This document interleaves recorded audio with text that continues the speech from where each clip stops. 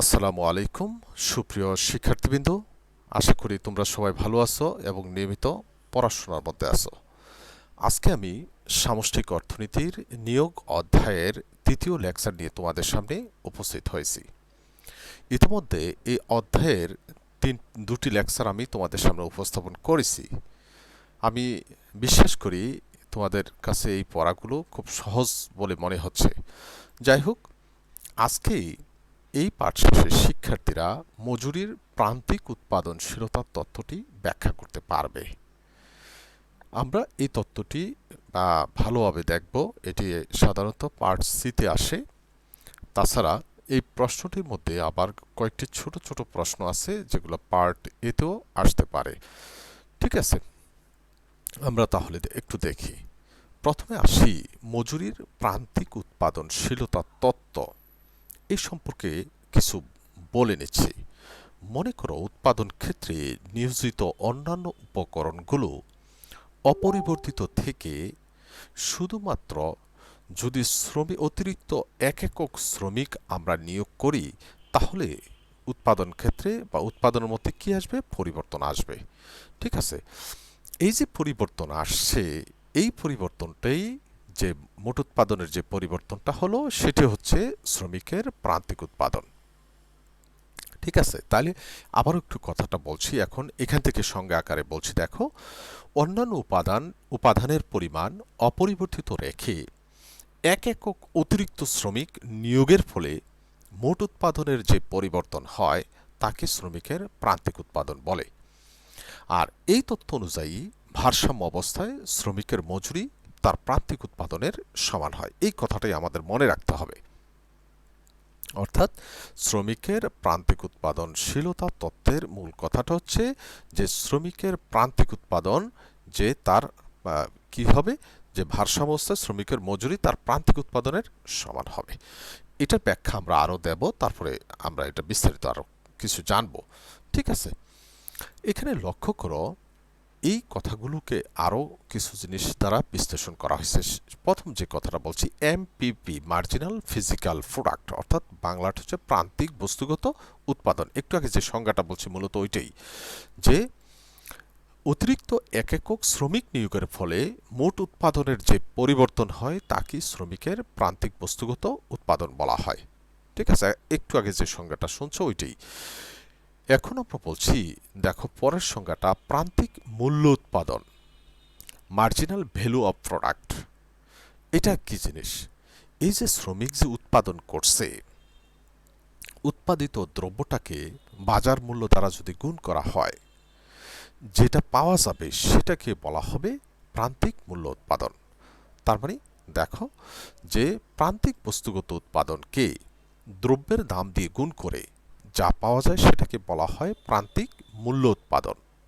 আমরা যদি সূত্র আকারে লিখি, এম ভিভি সমান সমান এমপিপি ইন্টু ফি, তুমি পুরা সংজ্ঞাটাকে কিন্তু এখানে দেখতে পাচ্ছ ছোট আকারে। সেমভাবে আরেকটা সংজ্ঞা আমরা জানব, প্রান্তিক আয় উৎপাদন, মার্জিনাল রেভিনিউ প্রোডাক্ট। এখানেও বলছে প্রান্তিক যে বস্তুগত উৎপাদন আছে, এই প্রান্তিক বস্তুগত উৎপাদনকে প্রান্তিক আয় দ্বারা গুণ করে যা পাওয়া যায় সেটাকে বলা হয় প্রান্তিক আয় উৎপাদন। একটু কথা বলে রাখি, এই তত্ত্বটি মূলত পূর্ণ প্রতিযোগিতামূলক বাজার ব্যবস্থার অধীনেই কিন্তু আলোচিত। অর্থাৎ উপাদান বাজার এবং উৎপন্ন বাজার দুই বাজারেই কিন্তু পূর্ণ প্রতিযোগিতা বিরাজমান। আর আমরা কিন্তু জানি পূর্ণ প্রতিযোগিতামূলক বাজারে দাম এবং প্রান্তিক আয় কি পরস্পর সমান। ঠিক আছে, তাহলে এই কারণে দেখো এখানে সূত্রটা যদি আমরা দেখে নিই, এম আর ফি সমান সমান এমপিপি ইন্টু এম আর। যেহেতু বলছি এই পি আর এম আর সমান, তাহলে এটা তো এমপিপি তো একই জিনিস। তার মানে কি এম ভিপি আর এম আর ফি কি হবে? সমান হবে। ঠিক আছে, যাই হোক, এখন আমরা আরেকটু কথা বলে নিচ্ছি। এই শ্রমিকের প্রান্তিক উৎপাদনশীলতা, মজুরির প্রান্তিক উৎপাদনশীলতার তত্ত্ব অনুযায়ী বলা হচ্ছে যে প্রত্যেকটা শ্রমিকের প্রান্তিক উৎপাদন ক্ষমতা অনুযায়ী তাকে কি দেওয়া হবে? পারিশ্রমিক প্রদান করা হবে। যতক্ষণ পর্যন্ত উৎপাদন ক্ষেত্রে শ্রমিকের প্রান্তিক উৎপাদন ক্ষমতা মজুরি অপেক্ষা বেশি হবে, লক্ষ্য করো, আবার বলছি, যতক্ষণ পর্যন্ত শ্রমিকের প্রান্তিক উৎপাদন ক্ষমতা মজুরি অপেক্ষা বেশি হবে, উৎপাদনকারী তার মুনাফাটাকে আরও বৃদ্ধি করার জন্য শ্রমিকের নিয়োগ কিন্তু বাড়াবে। আর যখন শ্রমিকের প্রান্তিক উৎপাদন ক্ষমতা মজুরি অপেক্ষা কম হবে, তখন ক্ষতির আশঙ্কায় উৎপাদনকারী শ্রমিকের নিয়োগ কমিয়ে দেবে। আর যখনই শ্রমিকের প্রান্তিক উৎপাদন ক্ষমতা এবং মজুরি পরস্পর সমান হবে, এ অবস্থায় কি হবে? ভারসাম্য অর্জিত হবে। ঠিক আছে, আমরা এই কথাটা একটু পরেই চিত্রের মাধ্যমে আমরা দেখতে পাবো। তার আগে এই তথ্যটা আলোচনার জন্য যে কিছু অনুমিত শর্ত, অর্থাৎ কিছু যে সুনির্ধারিত কিছু অনুমিত শর্ত বা নিয়মের ভিতরে এই তত্ত্বটাকে কি করতে হয়? আলোচনা করতে হয়। এর যে কোনো একটির ব্যত্যয় ঘটলে এই তত্ত্বটি কি হবে না? কার্যকর হবে না। যাই হোক, আমরা এখানে দিচ্ছি, দেখো, মজুরির প্রান্তিক উৎপাদনশীলতা তত্ত্বটি কতগুলো অনুমিত শর্তের উপর নির্ভরশীল। এক নম্বরে আমি এই কথাটা একটু আগেও বলে আসছি যে উপাদান বাজার এবং দ্রব্য বাজার মানে উৎপন্ন বাজার যেটাকে বলছি, দুই বাজারে কি আছে? পূর্ণ প্রতিযোগিতা বিরাজমান আছে। ঠিক আছে, তারপরে 2 নম্বর বলছি শ্রমের এককগুলো সমজাতীয়, অর্থাৎ এক্ষেত্রে ধরে নেওয়া হয়েছে প্রত্যেকটা শ্রমিকের উৎপাদন ক্ষমতা সমান। আসলে এটা আমরা সমালোচনায় যখন যাব তখন তার বিরোধিতা করব, যে এক্ষেত্রে আমরা ধরে নিচ্ছি কি প্রত্যেকটা শ্রমিকের উৎপাদন ক্ষমতা হবে সমান। শ্রম সম্পূর্ণভাবে সচল। ঠিক আছে, শ্রম হচ্ছে সম্পূর্ণভাবে সচল একটা উপাদান। তারপর হচ্ছে উৎপাদন ক্ষেত্রে ক্রমহ্রাসমান প্রান্তিক উৎপাদন বিধি কার্যকর। হ্যাঁ, এটা আমরা আগের থেকেও জানি। তারপর এখানেও আমরা এই আলোচনায় আমরা এটাকে অবশ্যই গুরুত্বপূর্ণ অনুমিত শর্ত হিসেবে ব্যবহার করব যে উৎপাদন ক্ষেত্রে প্রান্তিক উৎপাদন কি হবে? ক্রমহ্রাসমান হবে, অর্থাৎ উপাদানের নিয়োগ বাড়তে থাকলে তার প্রান্তিক উৎপাদন ক্ষমতা আস্তে আস্তে কি হবে? কমতে থাকবে। তারপর পূর্ণ নিয়োগ অবস্থা বিরাজমান, অর্থাৎ এই ক্ষেত্রে কোনো বেকারত্ব থাকবে না, অর্থাৎ পূর্ণ নিয়োগ অবস্থা বিরাজমান ধরেই এই তত্ত্বটি কি হয়েছে? আলোচনা করা হয়েছে। যাই হোক, এখন আমরা এটার চিত্রের মাধ্যমে আমরা আলোচনার ব্যাখ্যাটা দেব। একটু লক্ষ্য করো, একটু আগে যে মূল ব্যাখ্যাটা দিছি, মূল বক্তব্যটা বলছি, এই বক্তব্যটা এখানে আমরা দেখতে পাবো। চিত্র ওয়েক্স অক্ষ হচ্ছে শ্রমের নিয়োগের পরিমাণ বা শ্রমের পরিমাণ লিখলেও হবে, ও ওয়াই অক্ষ হচ্ছে মজুরির হার নির্দেশিত। মজুরি লিখতে পারো, তারপর এখানে যে প্রান্তিক যে উৎপাদন ক্ষমতা তাও লিখতে পারো অবলিক দিয়া। আমি শুধু একটাই লেখছি যেহেতু লেখার ইয়ে হয়। এখানে দেখো এম ভিপি বা এম আরপি আমরা বলছিলাম যে দুইটাই সমান, তুমি যে কোনো একটা লিখতে পারবা, যেটা দ্বারা কি প্রকাশ করে? শ্রমিকের প্রান্তিক উৎপাদন ক্ষমতা নির্দেশ করে।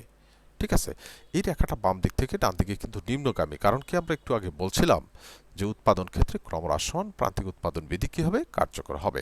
এই রেখাটাকে শ্রমের চাহিদা রেখাও বলা হয়। ঠিক আছে, এখানে আবার দেখো এই ডাব্লিউ ডাব্লিউ প্রাইম, এই রেখাটি হলো যে মজুরি রেখা বা গড় মজুরি রেখা, যে রেখার প্রত্যেকটা বিন্দুতে গড় মজুরি এবং প্রান্তিক মজুরি কি হবে? পরস্পর সমান হবে। আর এই রেখাটা দ্বারা শ্রমের যোগানকেও নির্দেশ করা হয়। এখন আমরা জাস্ট পরিচিতিগুলো বললাম। এখানে একটু আগে বলছিলাম যে গড় মজুরি এবং প্রান্তিক মজুরি কি হবে? এই রেখার প্রত্যেকটা বিন্দুতে সমান হবে, যেহেতু পূর্ণ প্রতিযোগিতা আমরা বলছি এক্ষেত্রে বিরাজমান। এখন লক্ষ্য করো যে ও L1 পরিমাণ শ্রমিক যদি নিয়োগ করা হয়, তাহলে দেখা যায় এই যে এই রেখাটা বলছিলাম শ্রমিকের প্রান্তিক উৎপাদন রেখা, দেখো যে শ্রমিকের প্রান্তিক উৎপাদন ক্ষমতা কতটুকু? L1, যখন L1 পরিমাণ শ্রমিক নিয়োগ করা হয় তখন শ্রমিকের প্রান্তিক উৎপাদন হয় কত? L1 পরিমাণ। অথচ লক্ষ্য করো এটা হচ্ছে গড় মজুরি রেখা, ঠিক আছে, বা মজুরি রেখা আমরা যেটা বলছিলাম। তাহলে এখানে গড় মজুরি কত?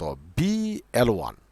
তাহলে তুমি খেয়াল করো শ্রমিক উৎপাদন করতেছে L1 পরিমাণ, অথচ শ্রমিককে মজুরি দেওয়া হচ্ছে কত? L1 পরিমাণ। তার মানে কি? শ্রমিকের মজুরি অপেক্ষা তার প্রান্তিক উৎপাদন ক্ষমতা বেশি। আমরা কিন্তু একটু আগে বলে আসছিলাম যতক্ষণ পর্যন্ত শ্রমিকের প্রান্তিক উৎপাদন ক্ষমতা তার মজুরি অপেক্ষা বেশি হবে, উৎপাদনকারী তার মুনাফা বৃদ্ধির জন্য শ্রমিকের নিয়োগ কি করবে? বাড়াবে।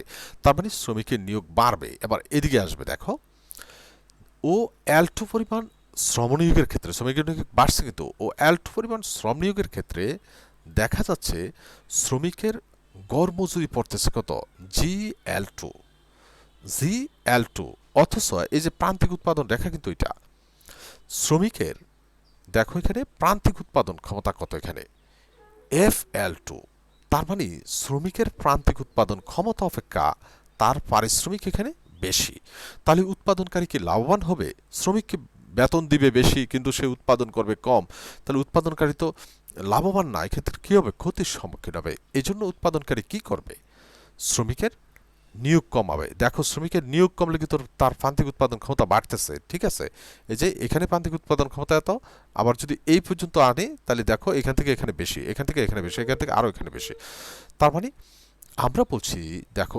OL পরিমাণ শ্রম নিয়োগের ক্ষেত্রে শ্রমিকের প্রান্তিক উৎপাদন ক্ষমতা এবং গড় মজুরি পরস্পর কি হয় সমান হয় এই যে ই বিন্দুতেই গড় মজুরি এবং প্রান্তিক উৎপাদন ক্ষমতা পরস্পর সমান হওয়ায় এই অবস্থায় কি হবে ভারসাম্য অর্জিত হবে তার মানে উৎপাদন ক্ষেত্রে নিয়োজিত প্রত্যেকটা শ্রমিককে তার মানে পারিশ্রমিক দেওয়া হবে কত করে OW পরিমাণ করে OW হারে কি করা হবে প্রত্যেকটা শ্রমিককে পারিশ্রমিক প্রদান করা হবে ঠিক আছে এই বিদ্যুতে ভারসাম্য অবস্থায় এটা ছিল আসলে আজকে আমাদের আলোচনার কথা এখন এখান থেকে লক্ষ্য করো আজকের এই আলোচনা থেকে আমরা আসলে এই আলোচনার যে করলাম কিছু অনুমিত শর্তের আলোকে এই অনুমিত শর্তগুলোর কিন্তু কি আছে সমালোচনা আছে এখানে আমরা যদি বলি দেখো এই তত্ত্বটা মানে শুধুমাত্র শ্রমের চাহিদার উপর গুরুত্ব দিয়ে কিন্তু আলোচনা করা হয়েছে কিন্তু শ্রমের যোগানের দিকটা কি করা হয়েছে উপেক্ষা করা হয়েছে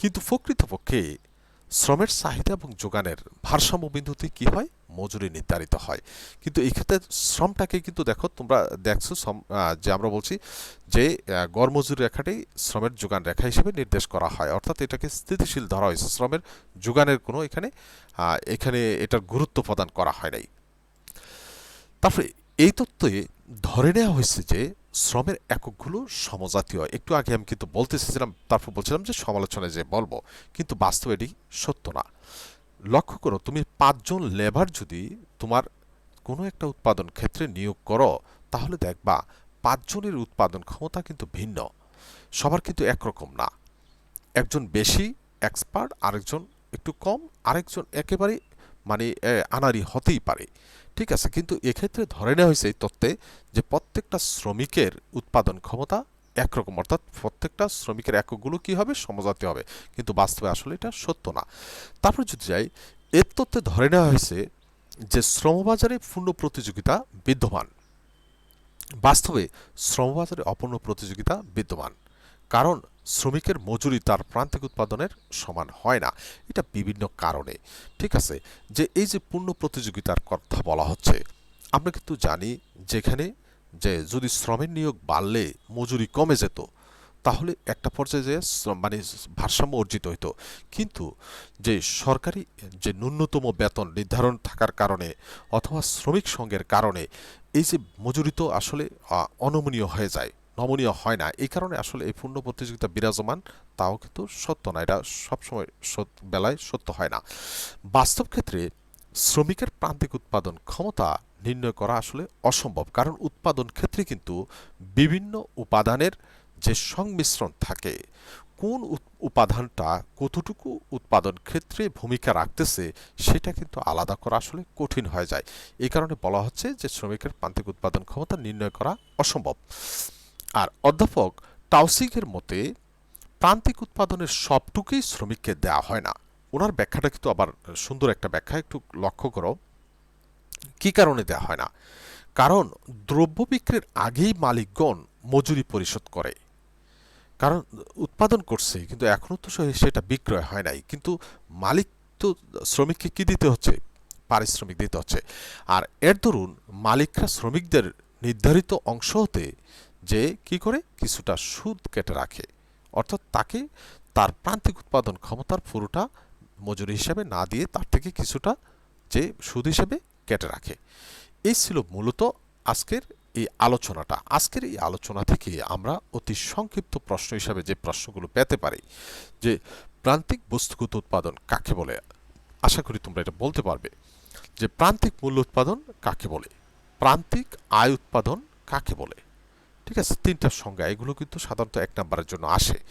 তারপরে দেখো সংক্ষিপ্ত এবং বড় প্রশ্ন, আসলে সংক্ষিপ্ত প্রশ্ন হিসেবে এটা আসে না, আসলে বড় প্রশ্ন হিসেবে আসে যে শ্রমের প্রান্তিক উৎপাদনশীলতা তত্ত্বটি সমালোচনা সহ ব্যাখ্যা করো, বা এটা শ্রমের না লিখে মজুরির প্রান্তিক উৎপাদনশীলতা তত্ত্বটি সমালোচনা সহ ব্যাখ্যা করো।